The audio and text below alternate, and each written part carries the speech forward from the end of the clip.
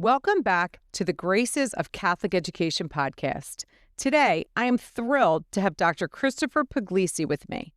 I've known Chris for quite a few years now through his dedicated involvement with the Monsignor Bonner and Archbishop Prendergast golf team, where he was a coach since 2020, and he even accompanied the team, including my son Tommy, on an unforgettable trip across the pond to Ireland.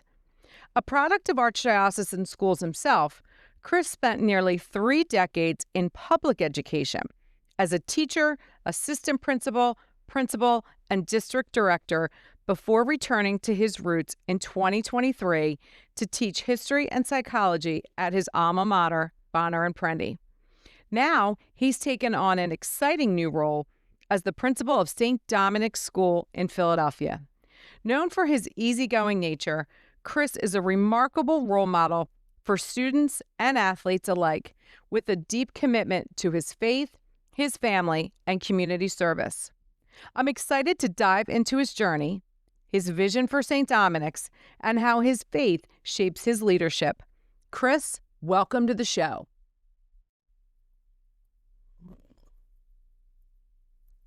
Hi, Philly faithful. My name is Maria Pardini, and welcome to the Graces of Catholic Education podcast, a place where grace shapes Catholic education one future saint at a time. The mission of this podcast is to build a faith-filled place for Philly's Catholic educators to share their faith, hear innovative practices for today's challenging classrooms, and be inspired by others who are tackling this wild and blessed ride of Catholic education. Join us as we explore the grace that guides us in forming the hearts and minds of Philly's future saints. Okay, Chris, how are you? I'm doing well, thanks. How are you? Good to see you in your new digs here at St. Dominic's. Thank you. I love it. Excited to be here. All right. So before we actually really get fully started on the show, I'd like to start with a prayer. That's Sure. okay with you. Absolutely. All right. So in the name of the Father, and of the Son, and of the Holy Spirit, amen. Lord, thank you for this day. Thank you for the gift of Chris Pugliese and agreeing for him to be on my new podcast that you have so graced. So I'm so appreciative of that. Thank you for helping Chris answer the call to come to Catholic education. We're so grateful for him. And we ask that you bless him in his new endeavor at St. Dominic's. And we also ask that we do everything in your name and through your Spirit. Amen. In the name of the Father, and the Son, and Holy Spirit. Amen. Amen. All right. So before we officially really get started, I always ask, we start every conversation on the Graces of Catholic Education podcast, like we start every conversation in Philly. Where did you go to grade school? Where did you go to high school? Where are you from? Right on. All right. So go for it. I grew up in Drexel Hill, Delaware County, St. Bernadette's grade school. Same school my dad went to. So yeah, family tradition there. And then Monsignor Bonner High School. A Bonner boy. You got it. All right. Will you share the year you graduated, or you don't want to let Of that course, cat out of the bag? 1990. All right. You're younger than I am. A little younger than I am. I don't look it though. And so I love how you said, like, where your dad went to school, St. Bernadette. So in my trailer for the podcast, I talk about how I feel like legacy, Catholic education in the city of Philadelphia is really legacy. Like, it's just so cool that you could, go to the same school that your dad went to. Like, that's a phenomenon that I don't think a lot of places really get to experience. No, I agree. And I'll add to that. Right. So we went to my sister and I went to St. Bernadette's, where my dad went to grade school. I went to Bonner. My dad went to Bonner. My sister went to Prendie. My mom went to Prendie. My mom's from St. Lawrence, so I have to give, Upper Darby, St. Lawrence. I have a little bit of that in my blood as well. But yes, I think that's a big deal in the Archdiocese, and different neighborhoods have different levels of that. But, it definitely has been a gift to have gone to those schools in the first place, and to also be following, family members, parents, aunts, uncles, cousins. It's cool. So it is so cool. And I think you've just moved here to a new place, St. Dominic's. You're the new principal here. Yes. And that happens here too. So I think that that phenomenon is something that you can totally relate to. It's like a neighborhood feel. Definitely. And I know that, I have known about that idea, when after Bonner, I went to St. Joe's University. So I stayed in the area and I played soccer there with guys who went to North Catholic and Father Judge. Mhm. And so I'm familiar with Archbishop Ryan as well. And so the idea of, the parish, the rivalries between the parishes and then the high school. So there's definitely a very similar feel to what Yeah. I'm used to growing up. It's a new group of people, a new community, new network, but very similar in the being in the archdiocese and also having that, that neighborhood Yeah. parish connection. Yeah, I totally agree. They call Father Judge the Bonner of the North. Really? That's what I've heard. I don't know. I don't Okay. know. Well, I mean, I think that the Judge people would like to say they call Bonner the Judge of the South. yeah, But I I've never heard that. I heard that a couple years ago, and I've actually used that a couple times, and the Judge people don't love it. No. So sorry, Judge people, but that's what they say. No, I'm excited. I know the couple of days that I've been here in the afternoon, a couple of the different corners. I mean, we're just a few blocks away from Right. Father Judge. So all the Judge boys in their, in their summer uniform and the polos, and just, they were blue, they weren't green, but it had a very similar feel to what you Yeah, see down. I know. The hair actually kind of looks like a Judge boy. Thanks. Like, I think you have that look. I think you're going to fit in really well here. Thank you. Yeah, I hope so. I Yes, hope I'm so. sure you will. So talk to me a little bit about your journey growing up in those archdiocesan schools and how it shaped your perspective on education. You went into the public school system, but like, what did your foundation of Catholic education really give you? Yeah. Well, I'll say just beyond education as well, or I should say beyond my career in education, my Catholic education is just the foundation for my whole life. So everything that's important in my life starts with and comes from, Jesus, and certainly the great education I've had. So yeah, being in a neighborhood school, I mean, what can I say? I mean, my closest friends are guys I went to St. Bernadette's with and Bonner, and so the fact that my life has sort of been based on all that's just amazing. And I'm very fortunate. And certainly I've always loved school. I've enjoyed it. And that's why I got into teaching and why I'm in education and coaching. And being in those environments at St. Bernadette's and Bonner really got me to enjoy school. I love my teachers. I love the environment. I love the idea of learning. And so just being around it, I think was something that was fun, enjoyable, and also directly connected to my faith. Yeah, that's awesome. That's a great answer. Did you have Father Atkinson at Bonner? I did. Well, actually, let me say this. I was not in his class Okay. as a student. My aunt was good friends with his sister. So before I even got to Bonner, he knew who I was. We didn't know each other well, but he knew my name and he knew who I was. I ran for for class officer as a freshman. I was elected, and he was our moderator. Oh, I didn't know that. Yeah, so I spent 4 years as a class officer, and Father Atkinson helped us run the dances and fundraisers and do all. So I spent a lot of time with Father Atkinson. I wasn't a direct caregiver, but we spent a lot of time having meetings during the evening at the monastery and at school. So I got to know him very well. Yeah. And very fortunate to have had him as a friend and a mentor and just somebody who's. It's so cool when you hear a lot. I know a lot of Bonner people from growing up with them in Havertown, but also when I taught at Bonner Prendie also for a couple of years too. And just to hear people talk about Father Atkinson it's just such a cool thing to me. Like, I mean, he's going to be a saint. And like, you can say you had direct access to a saint. Yeah. Yeah. I mean, I helped him eat a sandwich on a number of occasions. And I'll say this, Maria, at the time when I'm thinking about back in high school, it wasn't so extraordinary. And maybe because I was a teenager and I didn't have all the life experience that I have now, but it wasn't so extraordinary what he was doing and the life he was living and what he had gone through. It didn't strike me. Later in life, as I went through challenges and experienced difficult situations, and then I would reflect on what Father Atkinson went through and the way he lived his life and the way he just fought those challenges with such optimism and positivity. It became an amazing inspiration and motivation. Yeah. And I say that in a sense as a compliment, because while you knew that he couldn't walk because you saw it, he didn't act as if he couldn't walk, right? He didn't, he just was, he would make fun of guys. He would give them a hard time. If, he was a regular guy in so many ways. Yeah. And so that's what made him great, because he was very approachable. At the same time, as we know now, he was extraordinary. Mm-hmm. He lived a life and was so strong.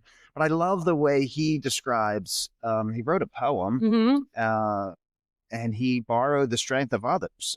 So the fact that, and that's a very Augustinian Yep. idea, in that, the idea of community. And so, so he's been an inspiration, and, what his family is doing outside, and, at Villanova, they're involved, and at Bonner Prendie, and in different, just different initiatives. It's really cool. It is really cool. And I think the coolest thing is, hopefully, prayerfully, when Pope Leo pulls the trigger and canonizes him. How awesome would that be? So awesome. Now, for a while, with friends from different high schools, I would say, how many of you guys have a former Heisman Trophy winner as a graduate? Right. And none of them, I would, that was the John Cappelletti. Well, now we're going to have a former Heisman Trophy winner and a saint. There's no high school on the planet that can boast two alumni such prestigious accomplishments. That is true. That puts Bonner and Prendie right up there. Absolutely. I don't know. Yeah. I hope they're going to use this as publicity. I hope so. Yeah. I definitely think Pope Leo. And the Pope visited Bonner and Prendie. Yeah, said mass. Well, at Bonner. I guess it was just Bonner at the time. I think it was 2004. Right. Yeah. Right. I think it was, Said mass. Yeah, said mass. And he's in the yearbook. Right. I know. I remember when the Pope was announced, that picture started appearing in all my Facebook feeds. The Pope was at Bonner. Yes. That's just so cool too. Very exciting. The whole, right. The American Pope, an Augustinian Pope, someone who sort of definitely supports the cause. I think, I think it's going to help. Yeah. Well, it's certainly not going to hurt. That's for sure. Yeah. All right. So let's talk about the fact that you spent almost 30 years in public education. Is that correct? Yeah. 27 years. So what inspired you to transition you went back to Bonner Prendie? You retired, I'm assuming. So talk about that. And you were like, oh, I'm not just going to play golf all day. I gotta work. Right. Still had some juice left and some energy to do the work. I always, when I started teaching, from the moment I started teaching, I always had in the back of my mind, what would it be like to go back to Bonner Prendie now? But it had such an amazing impact on my life. I got into the public school system and kind of got into a routine, and then it just, kind of that idea faded, but it didn't go away. 5 years ago, I got back involved through the coaching, the golf team. Yep. So I was connected through the golf team. I played golf there. The current coach was a mentor and a coach of mine.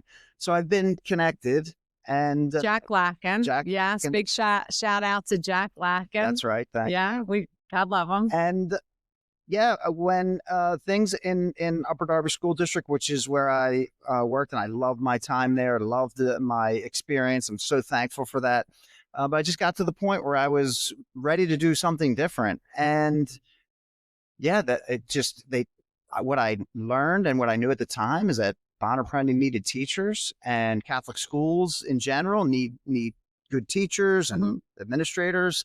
So it was sort of a perfect place for me to go, in that I'd already been connected through the golf coaching situation. I was an alum. I love the place, and they needed a teacher. There you go. It's a match made in heaven. It was perfect. Divine providence. The timing was great, and I couldn't have enjoyed the experience there more than I did. Yeah, I loved my time at Bonner Prendie too. I definitely really do believe that. I think each one of our Catholic schools, either elementary and high school, each one of them have such a distinct personality.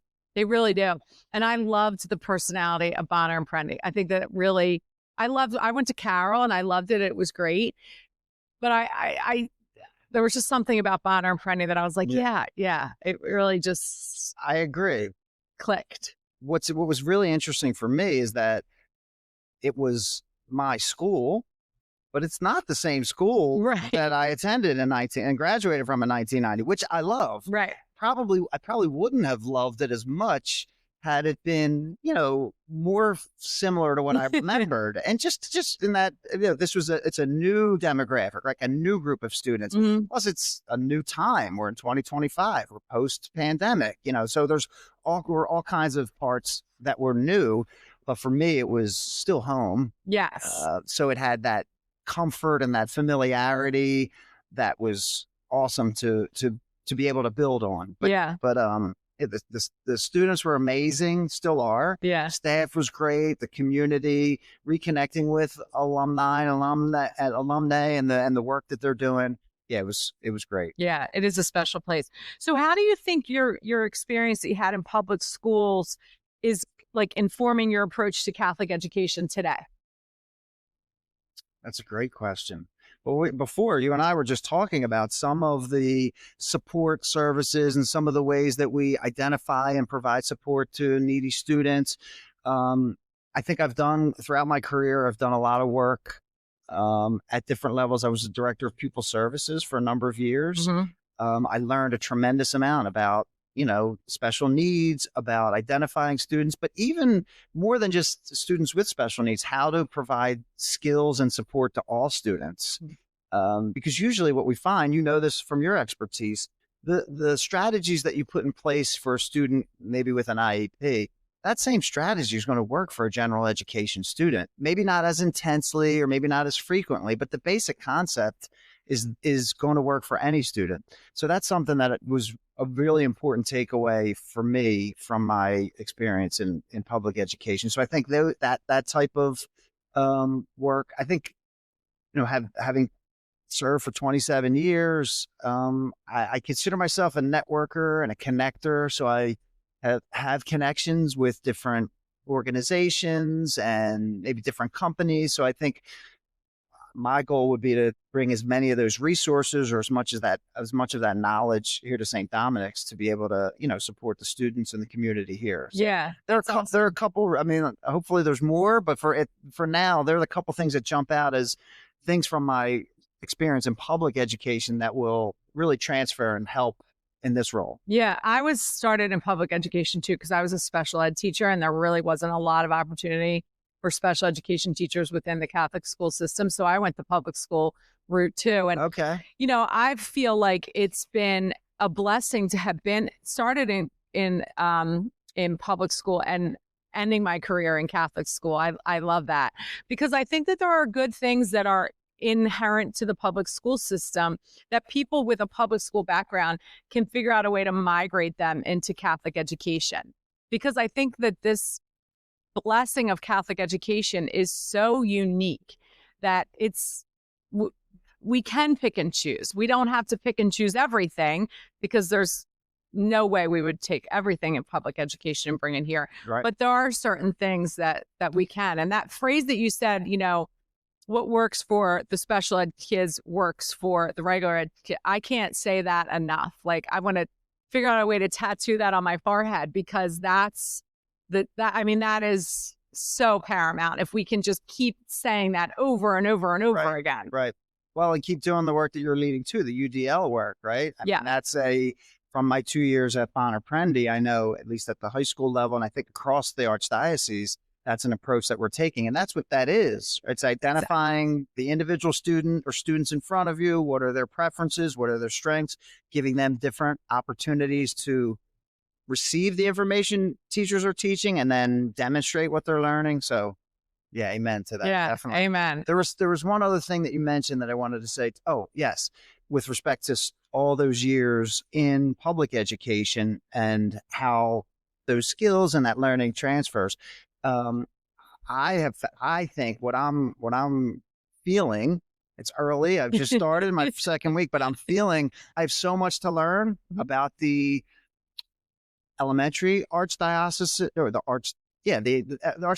elementary level. Yeah. I've served as an elementary principal in a public system, which was great. So there's going to be things there that transfer.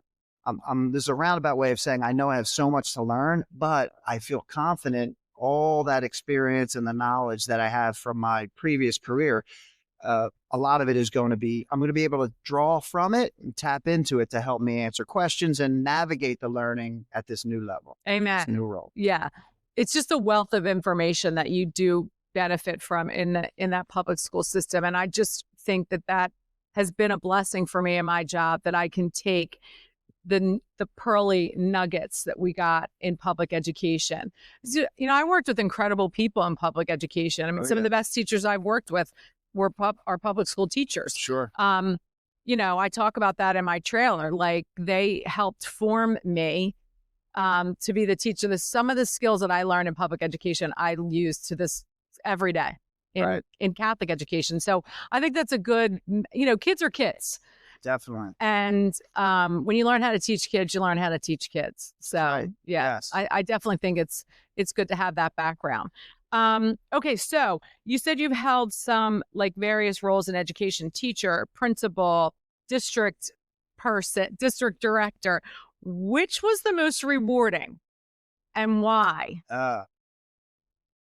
At the time, I loved every role and I enjoyed every role. But when I look back, I think the most rewarding work I've done throughout my career is the work that I was doing to directly support teachers, classroom teachers. I was able to do that, as a principal. That's a primary responsibility, to supervise and support teachers.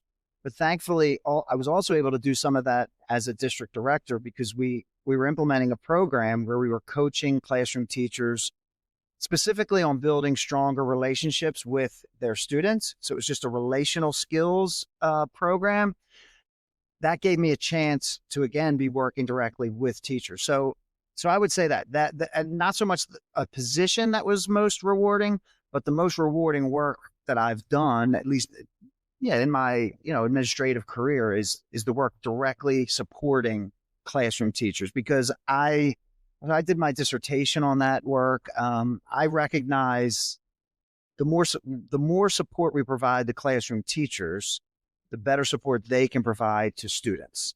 And so I see myself as an administrator. My job isn't to directly support students. I mean, I'm here to help students, but my primary role is to make sure that teachers have everything they need to be their best, so that they can help students have everything they need to be their best. That's awesome. And I hope that your teachers are listening to this, because they're going to be so happy to hear that. I really, as a former teacher myself, just hearing someone say like that, they think that that's their direct responsibility is, that's going to go a long way. It took me a while. I know that, it took me a while to come to that sort of realization, but once it became clear to me, and that became sort of my mission, or what I realized my responsibility was, it wound up making the work so much more rewarding. So I'm excited to bring that concept and that idea to Saint Dominic. And we're doing a lot of professional developments with our principals too, to help them increase their ability to be the educational leader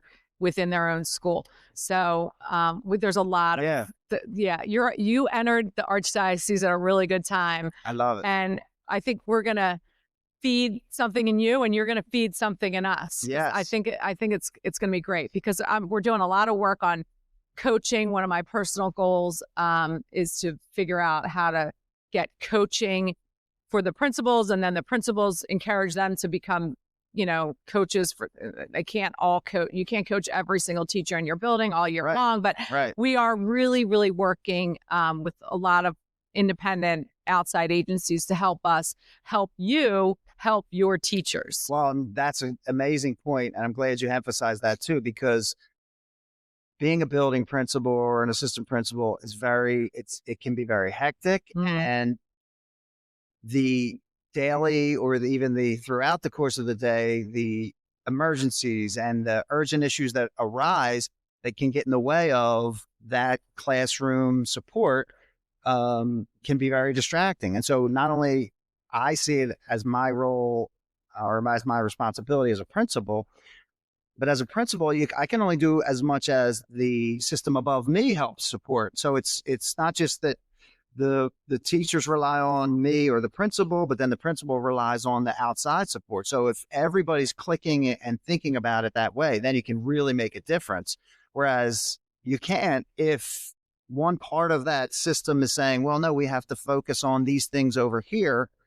And it's all important. Every Right. part of it's important. There's nothing that anybody's asking you to do that's not important. It's just a matter of creating a structure and a culture that emphasizes that kind of support. So I'm glad you're saying that. And Yeah. I know from the last 2 years teaching at Bonner Prendie that coaching is an emphasis. And I love the fact that at least at the secondary level, colleagues are doing some of that coaching, department heads, other classroom teachers, because that's where you can really get some amazing support as well. Certainly administrators have the supervisory experience, but classroom teachers who are peers can give you a type of feedback that is very valuable as well. So Yeah. love that aspect. The now you're going to remember the name of the group that led the professional development back in the spring. They were Oh, fantastic. yeah, for the secondary. Yes, they were Yes, fantastic. and it's funny. That name escapes me too, and I had the opportunity. I would not normally have gone to that because I'm elementary, but I had guests in from Denver. I was in a program a couple of years ago at Notre Dame called the Program for Inclusive Education, and it was Okay. one of the ACE leadership initiatives, Oh, the Alliance nice. for Catholic Education at Notre Dame. Okay. So I can't push Notre Dame enough. From a Penn State perspective, I don't say anything about their sports, but their educational leadership programs Oh, nice. and all of the ACE programs at Notre Dame are incredible. They're awesome. So anyway, I had people that I met through that program. They came to see Philadelphia. So they were secondary. So it just so happened that the day they came was a professional development day. And I was like, well, I mean, there's no high schools I could take them to. Right. So I was like, well, and the professional development was all on UDL. Yep. And it was really, really good. They were Yeah, awesome. It was really good. It was, and I told a bunch of people this. I've been part of a lot of professional development in my time. I've led them as well as received them. That was one of the best days I've experienced, from the organization of it, the theme, which was very consistent and common. They had teachers, you worked with an outside consultant or figured out TLS or something. I Is that can't right? remember. Yeah. They were I'll great. figure it out. Yeah. So just the way the whole day went, as well as the content itself. Yeah, it was great. Yeah, it was. It was awesome. So let's try and transition a little bit here to your role and your vision at Saint Dominic's, because now we're not secondary anymore. Right. We are elementary. Right. And that is its own little unique angel, future saints that you have running around here. Because, you have like little babies here. You have, is there pre-K here? Any Yes. pre-K? Okay, so we have Yes. pre-K to 8th grade. That's right. Oh boy. Okay. So, what do you think you're going to bring to the leadership role and opportunity here at St. Dominic's? Like, what are you bringing? Right.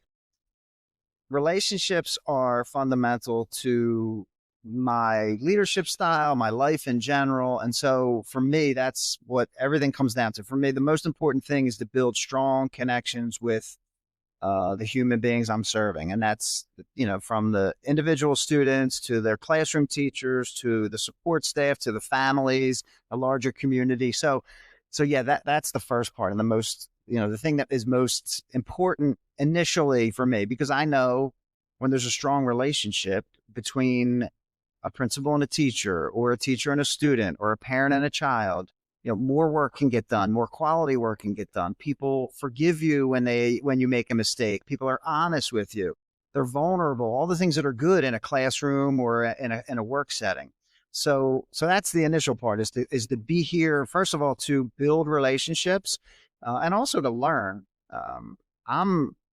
Everybody who's part of the school community knows more about it than I do. I'm starting to learn, but I'm here to learn as much as I can about why this place is so special, why people love it as much as they do. I mean, I've been very impressed and inspired by people in different parts of the community, some of the students I've met, and the parents and family members, about how much they love the place. They So I'm do. curious. I'm very excited to learn. Why is it? What is it about the place that's so exciting? I'm starting to learn, but Right. so they're I would say they're the two key pieces of what I'm going to bring to leadership, hopefully throughout my time here, but certainly to start, building strong relationships, getting to know people, getting to understand what they need to be their best, providing that, and also to just learn about the culture of the school, the parish, and the community, to make it the best it can be, to help it thrive. Our executive assistant to the superintendent at in the office of OC Jeannie. Oh, she's awesome. Yes, Yeah, she's a member of this parish. Yeah. Was she on the interview committee? She was. Yeah, Yes. We I met thought a couple times in person, Yeah. and yeah, she's wonderful. And she loves this place. Yeah. I mean, she went to school here. I think. Did she go to school here? I don't know. I don't know if she. Yeah, went to I'm school not here, sure. She's a member of this parish, now. and she just loves it. And I know. yeah, she's very excited about you. I just told her yesterday I was That's interviewing nice. you, and she's like, "Oh my gosh, tell me I said hello." Well, I'll say this: when I was here, one of the first times I was here, Father Connolly, our pastor, brought me over to see the church, and I took one step inside. I was stunned how beautiful it is. Mm-hmm. You know, I've never been in the church. oh my goodness! Sorry. Yeah, we'll have to go over. Yeah. We're in Delaware County. We're used to, for the most part, churches were built around a similar time, the similar architecture, and they're beautiful, but they're similar. This church was built in 1874.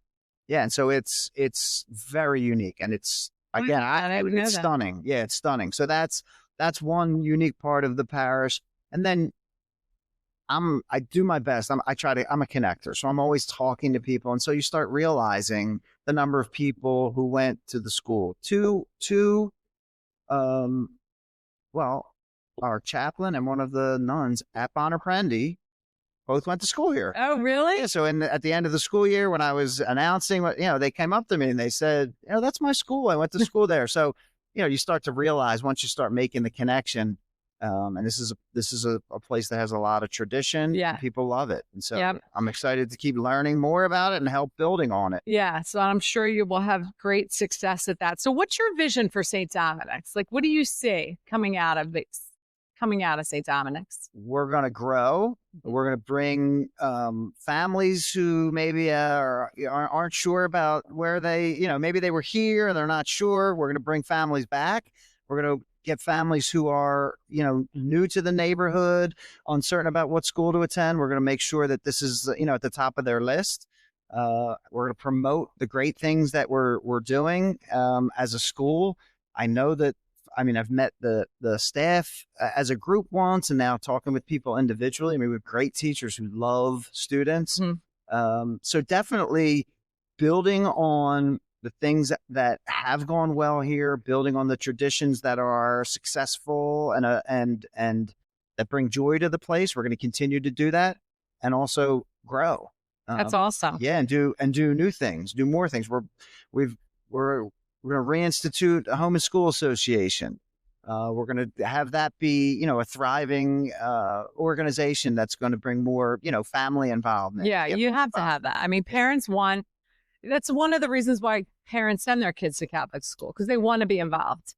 I talk a lot when I do my special ed role, and I say, in Catholic school, we ask and need parents to be partners in their child's education. Yes. I don't think that happens as much in public school. I don't, for whatever reason, good or bad, that's not something that they promote in public school. But we here in Catholic school need our parents to be partners in their child's education. We can't function without parental support. And our faith teaches us that parents are the very first teachers of the faith to their children. Absolutely. And you can't really survive without a home and school association. And thankfully, in a school like St. Dominic's, there is involvement, right? Mm-hmm. Parents are making a sacrifice in a number of ways, financially and otherwise, to send their children to a school like this. So from the beginning, we know we have families who are invested in the process and invested in making it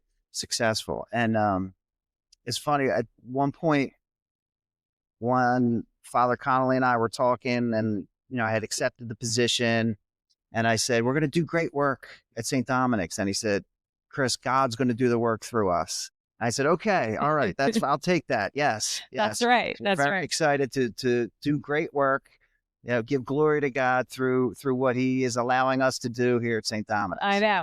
It's funny that it's a different mindset shift sometimes when you come into Catholic education. You're like, yeah, that is true. And you don't always think of that because we didn't have that luxury to be able to, we might have thought like that when we were in public ed, but we couldn't say it out loud. And now we can just freely talk about that. Yeah. It makes the job so much easier when you get to talk about the reason for the job. Well, not only can we freely talk about it, it's part of our job to talk about. Like, they're paying us to talk. That is why we're here, right? But Yeah. you're right. I do. I'm glad you mentioned that, because I've always felt, not always felt. I mean, I've always been motivated, influenced, inspired by God. Everything that I do, but certainly in a public setting, you have to temper that and just be careful of how you say that. Right. And so, my returning, or at least starting at Bonner Prendie a couple of years ago, it was a really freeing sort of feeling to now be able to not just be, it's not just okay to be saying I'm Catholic and how important my faith is. It's part of my job. My daily responsibility is to promote that. Right. So, that's exciting to be able to do. I always say we have 16,000 hours from kindergarten to 12th grade to get these kids to heaven. There you go. And that is really our job. I mean, yes, we have to educate them. We want smart kids in heaven, but we want kids in heaven first. And that's really what our job is. And that's why this podcast kind of came about, to give people the vehicle to just be able to encourage each other and talk about what our job really is in Catholic education. Yes. And I think if we're building and strengthening the faith of our students, and we're strengthening their character, and we're strengthening the way they love and treat themselves, and then the way they love and treat others, right? These are all also skills that are going to help them be successful in life.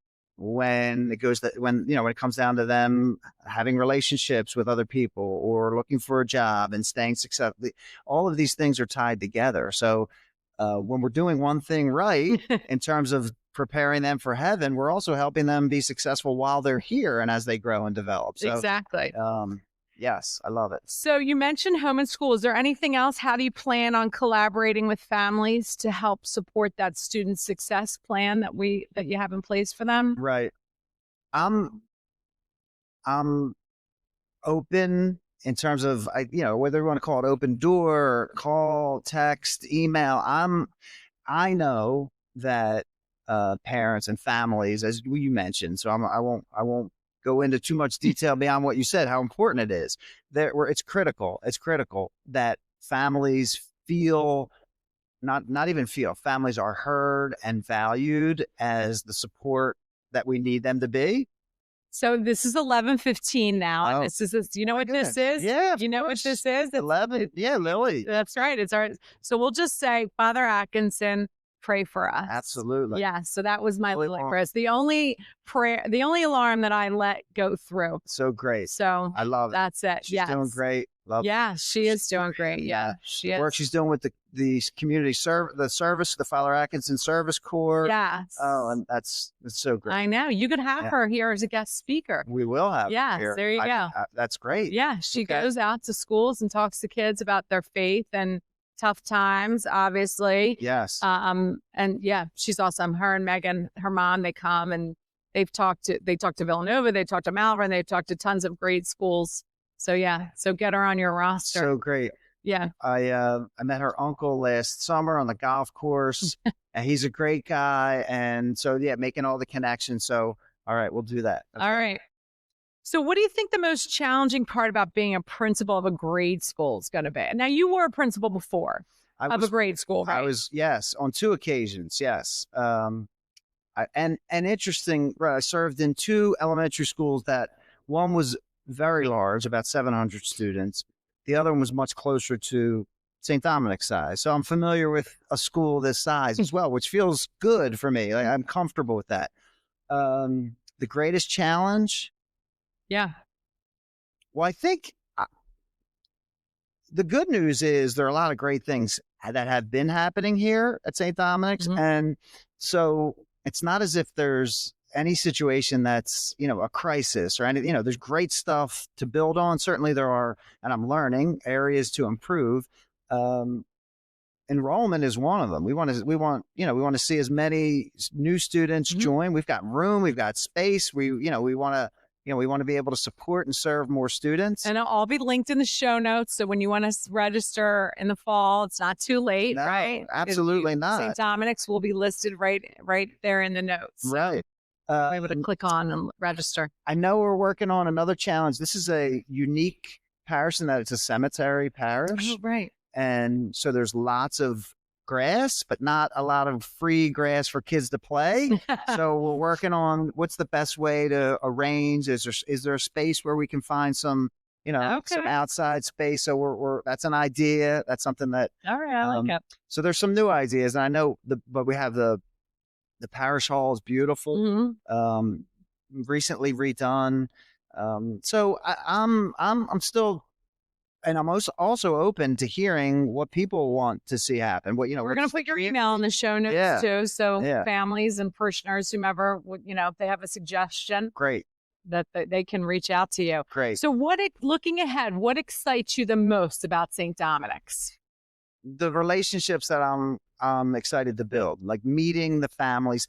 We've had 2 events so far, meet and greet, where families have been able to come and we've been able to meet each other, and they were great. But they were in May and June, and some people are away, and so I was able to get to meet some, which was fantastic. I'm excited to just continue to meet new families, to get to know them as families, to get to know their children. What is it that they need to be at their best? How can we work together to support the school and the community?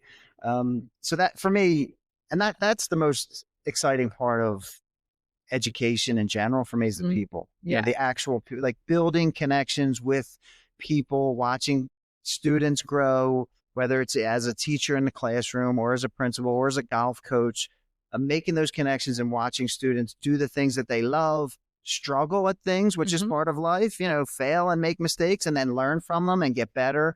So that's what's most exciting. Yeah, we don't learn a lot Dominics. from our successes. I think we learn a lot more from our failures. Absolutely. The most successful people are always, and they fail a lot because that's how they learn. So I agree. There's no question about that. Yeah. So you mentioned coaching. So you've coached the Bonner and Prendie golf team since 2020. Was that? Yes. Yeah. Okay. Yes. So how has coaching helped with your relationship building with students? I mean, I think I know the answer to that, but. Well, right. So when you, as a teacher or as a principal, you're working with students in a school setting, working with students outside that setting you get to see them in a different context, which is exciting.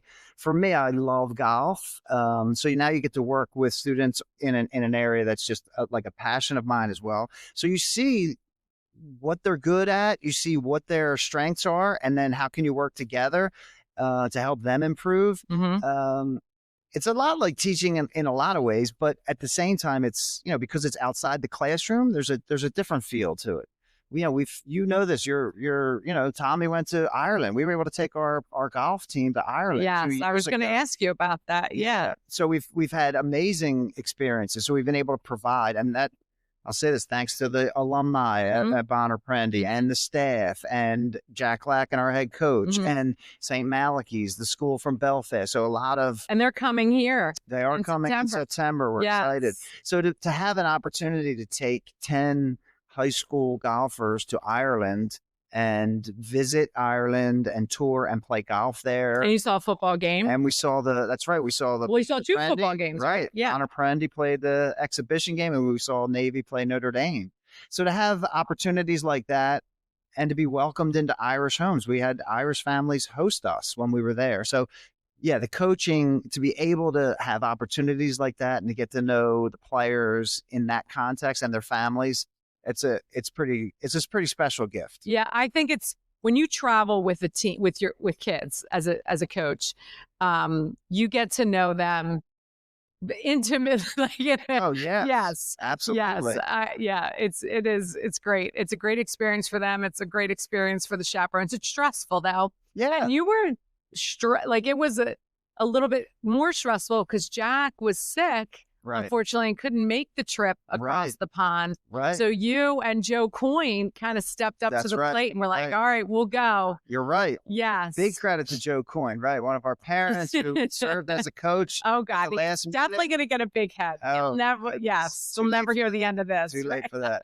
But we wound up, it worked out great. It was a lot of fun. And thankfully, our coach got through that health issue and is doing great today. And so, that's, I personally, as the coach and the adult, talk about it like I'm a kid. When I tell people the story and what we were able to do. And so my guess is all of us, the 10 of us that went, will be telling that story for the rest Oh, of yeah. the I time. mean, it definitely bonds you together with those kids. When you travel with kids, Yeah. even if it's not a coaching experience, just I think educational travel is so important. Tommy's gone more places. Passport has been stamped more than mine. That's So he went great. to Ireland. He went to Italy. Next year, he's going to the island of the Azores. I don't even know where the island of the Oh, Azores the is. Bonner Prendie trip. Yes. Yeah. Yep. McShane. That's right. Mr. McShane. Awesome. Yes. Who Mr. McShane will definitely be a future guest on this podcast. Have to Yeah. have him on. He's a legend. Yes. So tell me, how do you think, because I think we're probably on the same wavelength with this, how do you feel teaching is like coaching and coaching is like teaching? Oh, yeah. Well, very similar for me. I mean, my approach is similar in this regard. I believe, and I take this approach as a principal too, in terms of supporting teachers, right? I believe in called servant leadership, in the sense that it's my responsibility as a teacher, as a coach or a principal, to get to know the individual I'm serving. And that may, whether that's a player or the student. And by getting to know his or her strengths, preferences, where are they performing right now? How can I meet them where they're performing right now? How can together, in a collaborative way, how can we set a goal for the next step? So what are we working on? I mean, and if we're talking about golf, like school, it's so complicated. There's so many different things to be working on. Maybe we're working on the short game, right? So how can we very specifically talk about what steps are the next steps to take to improve? And even, I say short game, but even within the short game, we're talking about chipping or putting or so to work individually with students, with players, understand where they're performing now, figure out where they want to go, and collaboratively come up with a plan for what the goal is, and then the actual steps to get there. So, and I think the best teachers are doing that. I think the best coaches do that. I think the best principals and leaders are doing that. The best CEOs, the best parents and guardians are doing that. You know, it's understanding the person you're serving, working together, certainly pushing and you know, encouraging and motivating, and be ready for failure, be ready to learn from that failure, be ready to move on. Yes. So I think these, is that it help? Yeah, it's perfect. I mean, I love hearing you speak like that because, you know, I've had two boys and both of them are blessed with the gift of athleticism. So coaches have always been, and I was a coach too. Coaching has always been part of our like family vernacular. Like it's always been in there. And so I also think that I'm very choosy about the coaches that I give my kids to. Okay. And I can't say enough about the Bonner golf team, about you, Jack, Costa, you know, Hank, like, like Coach Shannon. it's just, I interviewed for one of the episodes here, the Philly Faith Legends. I interviewed Jody Barberi, who was the Bonner baseball coach. Absolutely. Barry Kirsch, who was my coach at Carroll. Well, he didn't coach me because my teacher at Carroll, he coached Carroll boys basketball. I mean, he taught at Carroll for 52 years. Oh, wow. Yeah. So he's coached basketball there, football there, girls basketball and boys basketball. But like, I could listen to good coaches talk all day long, because even though they all say the same thing, they say it in just a way that like it draws you in. Like, it's like, yes, listening to a good coach talk about those types of relationships with their kids. Like, I mean, my kids have been blessed with the coaches that they've had, and I appreciate everything that you've done. And thank you. Yeah. I love that you're saying that too. And coming back with a credit to you as well, a coaching or a teaching relationship is two-sided, right? It's not just about a coach who's an expert, knows everything and tells that player what to do. There's a give and take. There's listening, receiving information, but also contributing to the process, doing the work, right? The best players are doing the work, but they're also contributing to the process, meaning they're not just listening all the time. Right. And I'm not saying that in a sense that they're not respectful, but there's a give and take. It has to be. What they say about the best patients, right? For doctors, the best patients are patients who are actively involved in their medical process, right? They're not just listening to everything. They're paying attention. Because coaches are human, doctors are human, teachers are human. We make mistakes, Mm-hmm. but the player or the coach who's really paying attention and is locked in on, what we're doing is going to pick up on a mistake and maybe question and say, well, I don't think that's what we want to do. I think it's this. And so when there's that back and forth, now you have a relationship that's Yes. very strong. I love it. Yes. So last question about coaching. What do you want your teams to be known for? First, character. That's like the most important thing. I want other teams to walk away saying, they had high character, right? They were honest. They played hard. They played the right way. So I think character, and also, I would say, whether it's, I don't know the exact word, but, intensity or determination. Those two things, I think, are the two characteristics that I would want a team I'm associated with to be known for. All right. Character first, and then the skill and the determination to win. Mm-hmm. I think when you have those two things together, it's a good mix. It certainly is. It certainly is.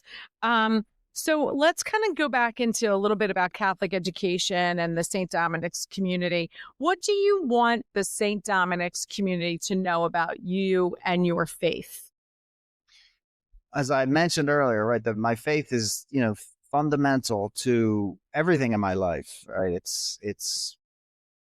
There's nothing that's more important, because everything that I have that's good in my life, family and friends and any kind of success or anything good that's happened, is because of, my belief in God and Jesus. And so my faith is an important part of that. And I would like people to recognize that and to know that I see myself as, well, I should say it this way. I mentioned the servant leadership. Mm-hmm. That's the approach. And for me, Jesus is the perfect model of servant leadership. I mean, he recognized the people in front of him. He knew what they needed, and he gave them what they needed. And it was different. He wasn't working with or supporting everybody in the same exact way. Right. So I think my belief in servant leadership comes from. It was so interesting because it's a popular and a common term in leadership circles everywhere, in public schools. Right. But when you really read it, it comes from a Christian Catholic background. The idea of servant leadership, it comes from, I'm not saying only Jesus, but really a lot of references you'll see point to Jesus as being the model of servant leadership. So I've always felt like kind of good that I could be talking about servant leadership in public education and still be doing That's funny. I didn't really know it was like a prevalent thing in public education. Servant leadership? Yeah. Yeah. I mean, and it really came out through my doctoral studies. What was your dissertation topic? What was it? I studied how teacher-student relationships influence teacher well-being. So there's all kinds of work that was done on how strong teacher-student relationships are good for students. Mm-hmm. But what I was able to find is that they're also really good for teachers. When teachers have strong connections with their students, the students are more successful. Teachers feel more effective. They enjoy their work more. When you enjoy your work more, you're better at it. So yeah, I never really thought about it from that perspective. Right. That's really interesting. Oh, I like that. Thanks. So in terms of like how you impart your faith to the students that you're going to be serving, if you kind of had to pick like a parable or like a story to kind of illustrate a specific point to the kids here at St. Dominic's, which one would you pick? Yeah. Well, thanks for asking. I love the prodigal son. Mm-hmm. And for me, my takeaway, each of the three characters is important that we learn from. The father, I would start with the father because I feel like he gives such a great example of unconditional love.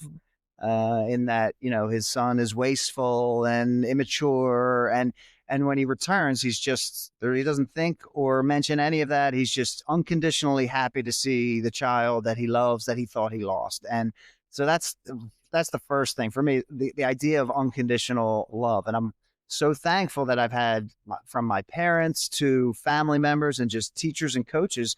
I've had a lot of experience with unconditional love. Mhm. So it's, it is easy for me because it's how I was raised. And so I'm just reflecting or sort of sharing what I've already experienced myself. Um, certainly the younger son, the brother who, wastes the inheritance and comes back, we can learn from him to think about our actions and think about, being more responsible with our decisions. At the same time, also recognize that when we do make mistakes, it's important to acknowledge them, which he did. He didn't run away and say, he came, sort of with his hat in his hand and said, "I'm sorry, and I understand if I'm not welcome back." But so I think those two parts from him are important. And then the other brother we can learn from as well, because he was frustrated and sort of jealous. Why is my brother getting this attention, even though he wasted the inheritance? And so it's important to understand that we don't always know all the details of another person's situation. Yeah. We should be hesitant to judge and to say that somebody else is getting more or getting something that's unfair. And we should really be more focused on ourselves. And what the father says to him is, you never left. I never worried about you. I've loved you all the time. Right. And so I think the other brother kind of projected and put some selfishness out there about himself onto his brother. But in reality, his father, I think, helped him see that he had the love from his father throughout. So, yeah. So I think there's a lesson. And sometimes you don't realize that. You don't realize that. And it's understandable. That's the thing. We sympathize with that character as well, because we all feel that way at times. Mm-hmm. We feel like we're being treated unfairly or there's an injustice. But when we stop and really think more carefully about it, maybe there's not. Maybe there is something else that makes sense about the situation. Yeah. So I think I love that, because I think we can take something away, or at least I can, and I take away something from all those characters in the story. Yeah. Well, it'll be interesting when I come back next year in June or July. And in June, when I talk to one of your 8th graders and I ask about the story of the prodigal son, and they'll be able to tell me. So I hope. Yeah, I'm sure so. you'll be able to weave that into something. Yeah. I have no doubt. That's good. So what do you think the future is for Catholic education as a whole? Like, you're kind of new back into Catholic ed. What do you think? What do you see? I love it. I mean, I think the number of families who are invested is not as important. I mean, it's important, but it's not as important as the actual investment itself. And I think that what I have found in my years, like the couple of years at Bonner Prendie, and I believe what I'm going to find here at Saint Dominic's, is that the people who are investing in Catholic education are fully invested and they are all in. And I think that's where you win, when you find the people who are fully invested in what you're doing, who are aligned with your mission. And when you can connect with families like that and serve them, word gets out and people start to say, hey, they're doing great stuff at Bonner Prendie, or they're doing great stuff here at St. Dominic's. And so I think the future is very bright, and I'm excited to be a part of that. Yeah, that's awesome. Everyone has said, I asked that question a lot in the last couple of weeks that I've been doing this podcast, and everyone has really had a different take on it, but everyone has really said that the future of Catholic education is bright, and that's so reassuring. Yes. And I think that we can't say it enough.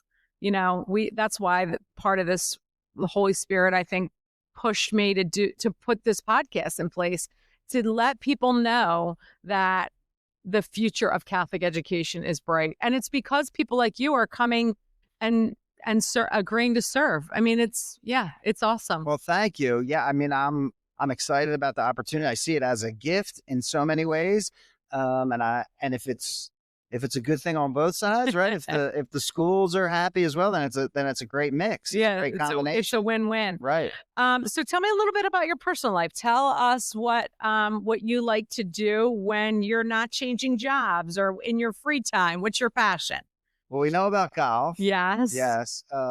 Family's important. I have a 32-year-old daughter who is married and has 3 children. So you're a grandfather. I didn't know that. Yes, thank you. So what do they call you? Pop Pop. Pop-up. Yes. Okay. So they're awesome. So Kaylee's my daughter. Giovanna and Michael and Melina are the grandchildren. I have a son, Nick, who just finished his first year at St. Joseph's University. So keeping the Catholic The education. hawk will never die. That's right.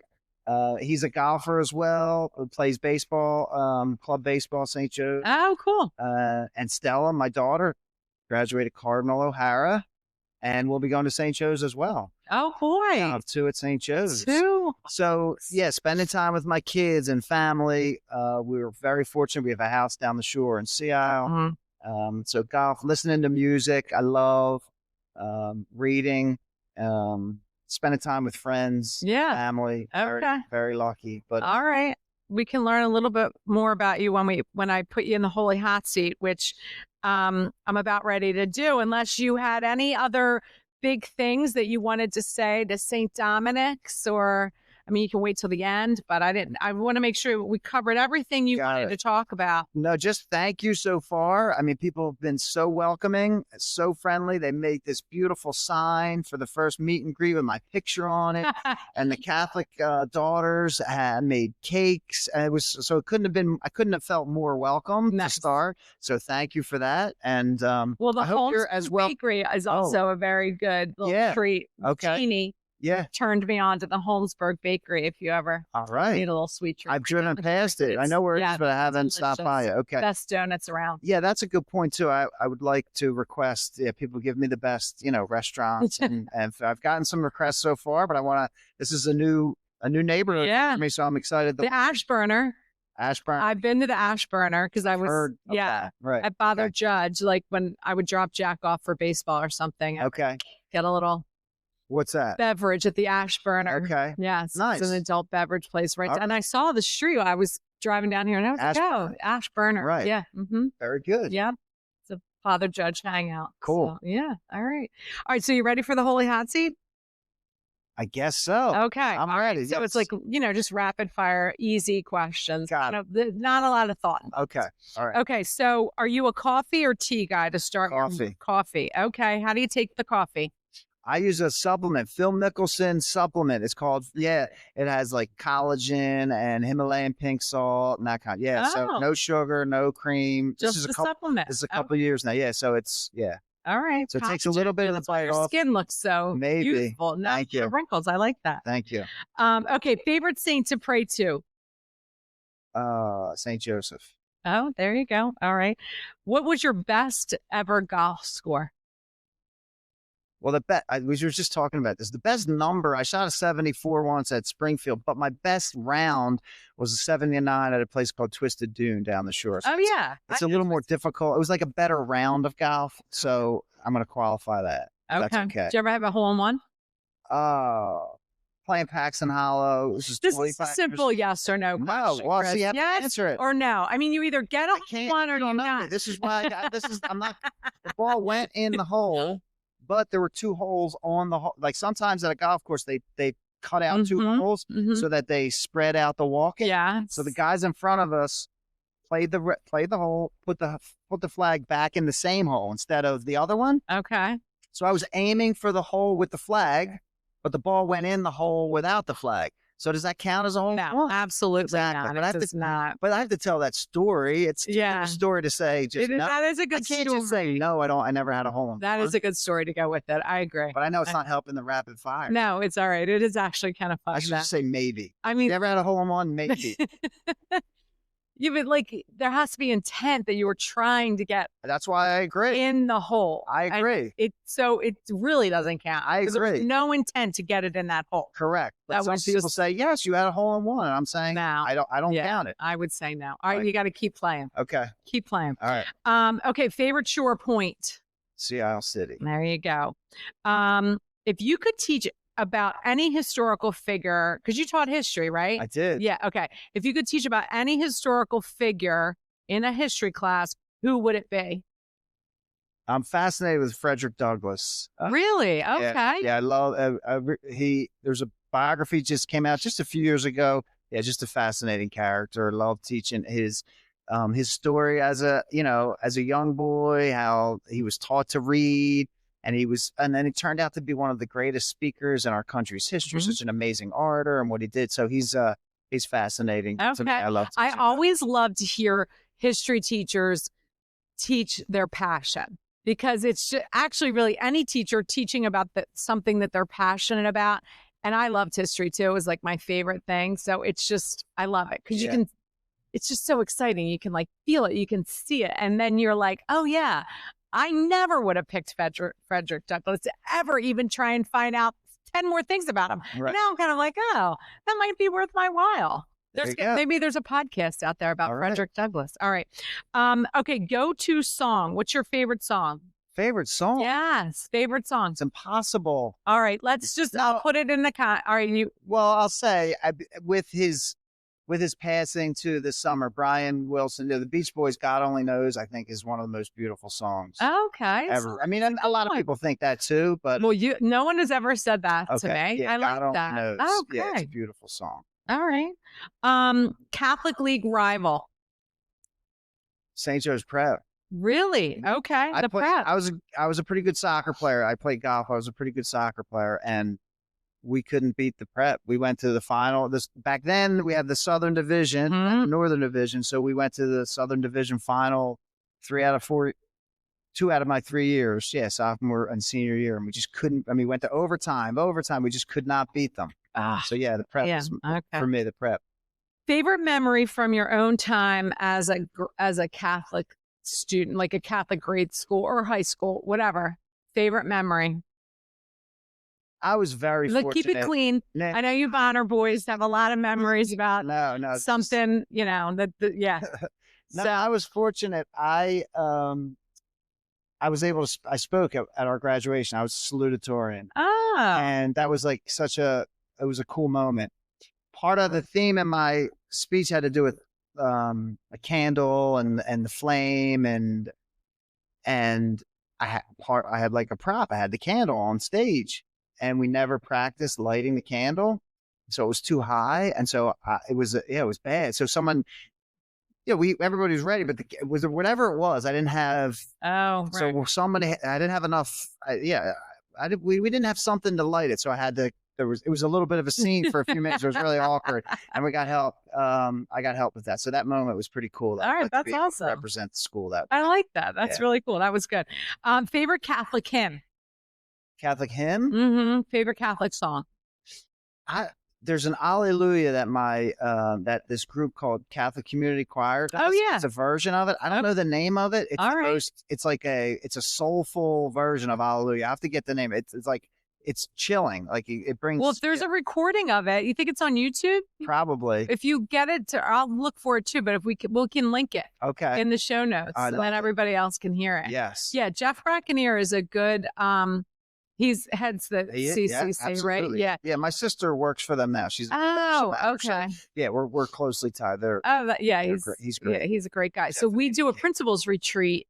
We do a principals retreat, but we also do a professional development. Our the ESAA. I'm embarrassing myself that I don't know what that acronym means, but it's like the administrators, elementary principals, basically. And we go to Cape May in October. I've heard about that. It's so fun. I'm gonna get to go to that. Yes, you are going to get to go. And it's really, really fun. We have a really good time. A lot of good work is done there. It ends with the morning of a retreat. So it's good. And Jeff Brackenier comes and does the music. Got it. For the He bands. has told me that. Now that you mentioned that, he has talked about that. Yeah. Awesome. All right, put it on your calendar. I will. I will get the dates for you. And I'm going to get annihilated. Rose already did. I think. Oh, good. I'm sure she did. Okay. She's very good with details. Yes. Margaret Rose. We love her. She keeps us on track. Right. Okay. What's one snack food you have to have? Potato chips. Okay. What kind? My Can't favorite, be any potato chips. The hers kettle cooked russet, the dark russet. I love them. Okay. Yeah. Good to know. Thanks. If anybody wants to bring you a little snack, that's what he likes. Too much though. I know they're not. No, but they keep well. Okay. Yeah. All right. If you could have dinner with any famous person, who would it be? Don't say Frederick Douglass. You got to go with someone else. So I'm going to go back to music though. Sly Stone. I'm a huge Sly in the Family. Oh, So yeah. I would love to be able to like just hear about like the things that he had in his mind that became this amazing, jazz, funk, rock Mhm. music. So yeah, I would love to have dinner with All right, Sly cool. Stone. Favorite children's book? Pinkalicious. Oh, I like that one. All right. Favorite Catholic school tradition? Oh, I'm the Bonner Prendie, they have to with the baccalaureate mass. Oh, yeah. Although I can now that I have a daughter who just graduated from O'Hara, when they go to the fountain after their baccalaureate, Oh, yeah. But that wasn't yours. I That know, was not yours. right? Well, neither was the Bonner Prendie. I'm saying was really me as a teacher too, Oh, well, right? they combined them. They did. They did. That's right. They combined Yeah. the baccalaureate mass now. I don't know. I'm not giving a great answer. That's all right. How about grade school? Like, what did you, something from grade school? Traditional. Yeah, like May procession. See, there you May go. I knew I Of could course. get Okay. it out of you. Right. The I May have- procession. My children went to St. Anastasia, so I should remember these traditions. Yeah, there you Yes. go. Okay, and if you were not an educator, what career would you have pursued? I mean, I loved the golf, and I grew You up. be a I was a golf- caddy, and I worked at a golf course while I was a teacher. So I probably would have, pursued a career in the golf service industry. Okay. Yeah, And are you a morning person or a night owl? more of a morning person. Okay. And then last but not least, we end every holy hot seat with favorite cheesesteak place. Larry's, All right. 54th and City, Larry's St. Joe's. right by St. Joe's. Yeah. Yeah, exactly. Okay. Yes. All right, Chris. Well, I'm going to ask you one more question and then we'll kind of re-wrap it up. But this is like the Graces of Catholic Education signature question. Uh-oh. Everybody gets this question on the show. Okay? Okay. So if you could whisper one piece of advice to every Catholic educator before they step into their classrooms each day that would help them shape future saints, what would it be? Love yourself first. Take care of yourself, because once that's in place, then you can take care of the students you serve. There you go. Perfect. All right. I always say I'm going to write a book about those signature questions now that's that great. Yeah. it's going to be like a little, Yeah. it'll be really cool. I need to do I love that. a couple We're more going to have it all podcasts. recorded, right? Yes, exactly. Yeah, I have it all recorded. Well, again, I just want to wrap up by saying thank you so much. I know you're really busy. You just started here, but you took the time. I think it'll be good for your community to hear you and to get to know you. And You're welcome. And I agree. Thank you, because I think this is a great way for me to communicate with a lot of people. I mean, I still can't wait to meet with people one-on-one. Yeah. But this is a chance for anybody to see and hear a little bit about me. Yeah, whenever exactly. And I know they're gonna embrace you. Like when I found out you were applying for a job in elementary, I was like, yes, yes, yes. Thank He is a guy that I know is gonna. The future is bright for Saint Dominic's too, because you're leading the helm here. One of the things that I learned that I've realized over the last couple of years, both being at Bonner Prendie, being involved in the golf world as well. I caddied last summer as well. There are a lot of very generous, wealthy people who believe in Catholic education. Amen. Mhm. And it was something I was just not aware of or paying attention to before coming back to the Archdiocese. And so I'm excited to meet them, talk more about, what's their vision? How do they see their resources, their money? What do they believe how do they believe they can do good with it? And so I'm excited about that. Well, I have a great connection for you. I can get you in touch with the Ambassadors Fund and the Connolly Love it. Foundation and the Foundation for Catholic Education, because all of those are exactly that. They're just very philanthropic people who love Catholic education. I was just on the phone with Andrew McCluskey yesterday. He's now funded 3 grants that the Office of Catholic Education has kind of put in, and the Ambassadors Fund has funded them, thankfully. One is new teacher formation. One is about universal design for learning, and he's funding curriculum work. He is the Ambassadors Fund, and he is funding great the Ambassadors Fund's giving us a lot of the grants that we've put in. So they are all those foundations that are so in support of Catholic education. They're all going to be guests on the great. podcast. Yeah. Then connect me with them as well. I will. I definitely will. I'm excited about that. Yeah. The potential there to build new relationships and to also see what kind of resources we can bring to Saint Dominic. Yeah, there you go. All right. I love it. All right. So we're going to end with a prayer. And I say to all our Philly faithful listeners, may God's grace fill you with the courage to stay faithful, to stay fearless, and as always, stay Philly. See you on the next podcast. God bless.